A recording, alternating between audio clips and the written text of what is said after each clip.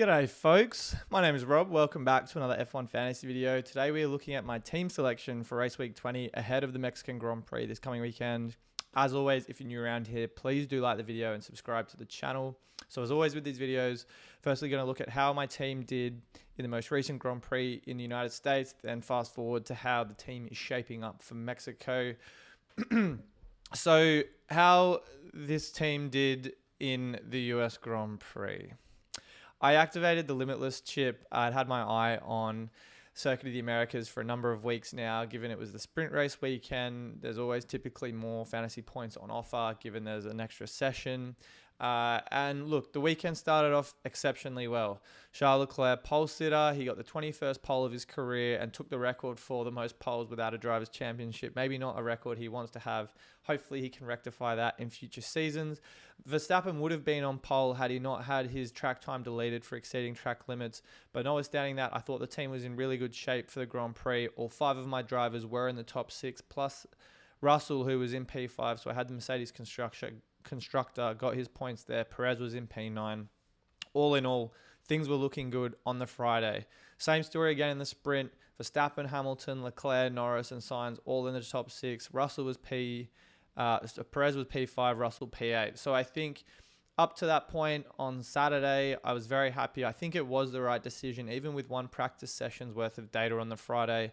Very content with how things were going, and this was always the team I'd had in mind. Wanted to utilize Lewis and the Mercedes constructor for their low ownership and their high upside in terms of consistency.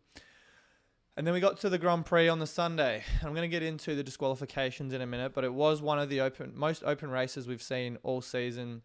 Max was dealing with that braking issue throughout the race, contributed to a much smaller gap between him and the rest of the chasing pack. So obviously he got the win, but Lewis was only a mere few seconds off the pace at the end of the race. Had it gone for a few laps longer, I fully would have expected Lewis to have nabbed that win.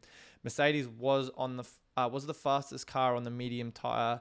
Even though Red Bull did have the fastest race pace over the course of the entire session, it was a great sign for Lewis and for the Mercedes car itself. They have looked very competitive the last few races. I fully expect that to continue into Mexico and Brazil. The fact that they're in front of the McLaren and the Ferrari on pace alone is obviously a great sign for people who are looking at eyeing off those assets for the last few races of the season. But as I mentioned before, the major talking point was the disqualification of Lewis Hamilton and Charles Leclerc. Now you can see on the screen here, I had 296 points. Obviously not a great outcome for the Limitless chip. My rank barely moved as a result of this, points total. And in the case of fantasy production alone, a disqualification results in a minus 25 to each of the drivers that receives one, as well as the constructor they are assigned to. So I was hit with overall minus 75, Lewis, Charles, and Mercedes constructor. Pretty gut-wrenching outcome, if I'm going to be completely honest. I do think the decision was still the right one to be made, and it would have probably provided one of the best Limitless scores over the entire season had those DQs not gone through. But obviously I can't do much about that, and that is classic fantasy. When you use a chip or you're hoping for a good result, it seems to go the other way. So as I said, the team was subject to a minus 75. You add in any points lost for placement that Lewis would have got for P2 and Charles would have got for P6. So realistically lost out on more than 100 points, maybe closer to somewhere between 100 and 150 was essentially what I lost out on. When you take into account those points deductions, that would have put me pretty much on par for 1K after this race in terms of rank. Unfortunately, didn't really move at all. I'm kind of still sat around 7K. So I think 1,000 is probably out of range at the moment. I think 5K probably for me seems a little bit more realistic, given I only have the wild card and the autopilot left to use.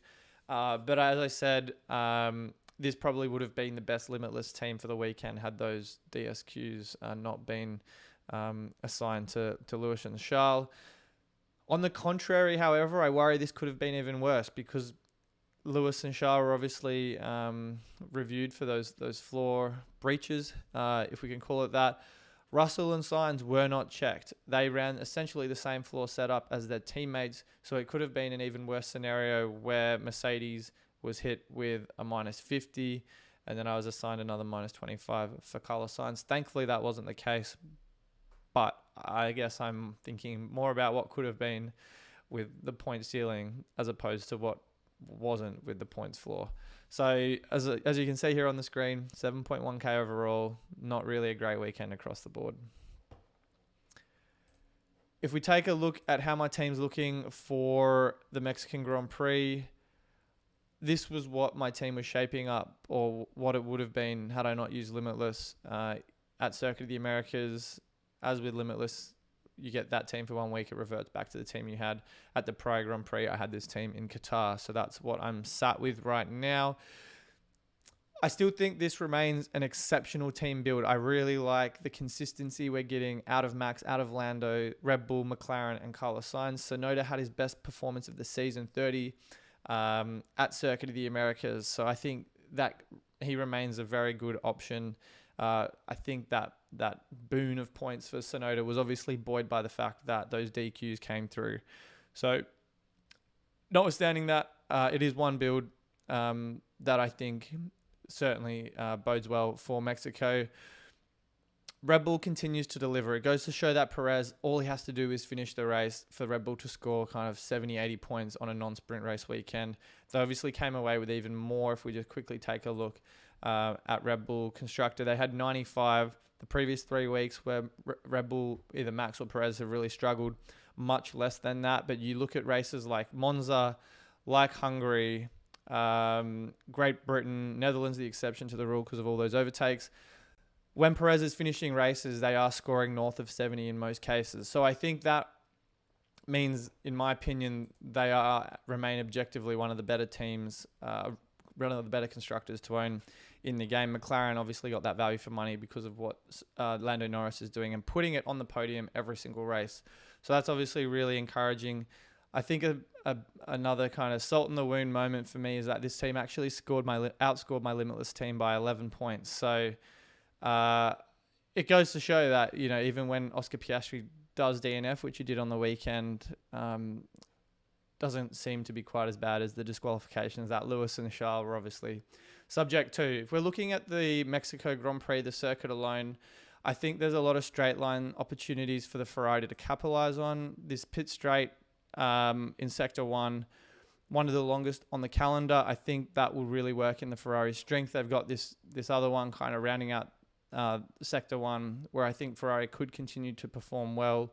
Obviously, Red Bull do have exceptional speed in all facets of any track just about on the calendar, but I do think this will narrow the gap, hopefully, for Ferrari to capitalize over the course of the entire race.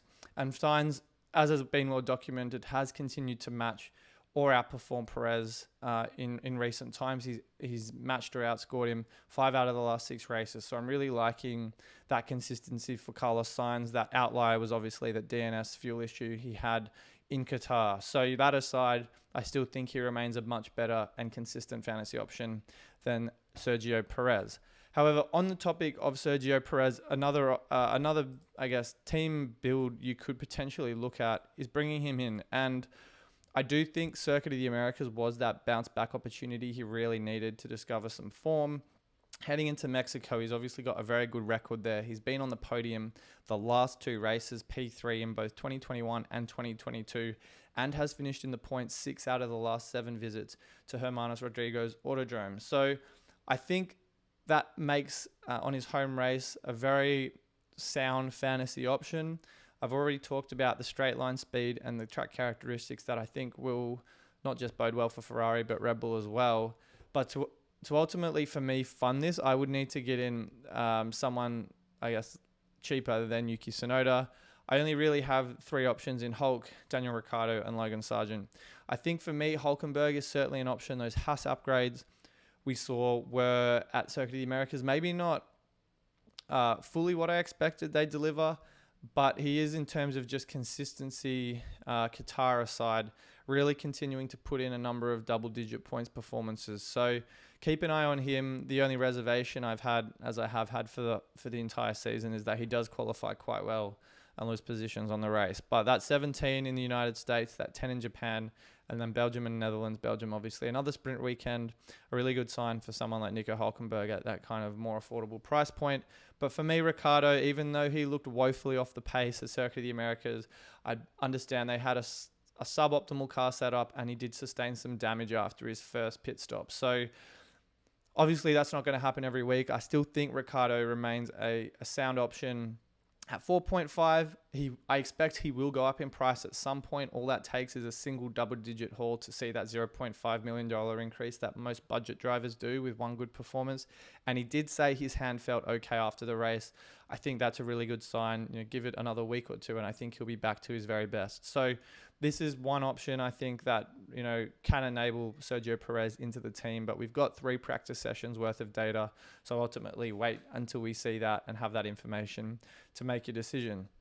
Now, the third and final option I'm looking at right now for my way too early team selection is to bring in potentially someone like Lewis Hamilton. So obviously he had that disqualification at Circuit of the Americas, and then he had that DNF in Qatar on the first lap with George Russell. But I've realistically got my eye on him for Brazil. Mexico, I think he can certainly do very well at. Demonstrated over the course of this entire season, he is very consistent, and he is also chasing Sergio Perez for P2 in the drivers.